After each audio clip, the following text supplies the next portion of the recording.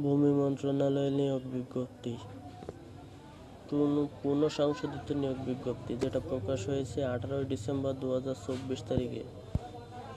পদের নাম দেখেন দেওয়া আছে, পদের নাম সার্ভেয়ার, গ্রেড 14, বেতন স্কেল 10,200 থেকে 24,680।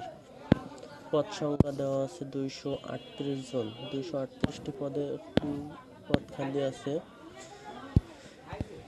দেওয়া আছে সকল জেলার প্রার্থীগণ আবেদন করতে পারবেন।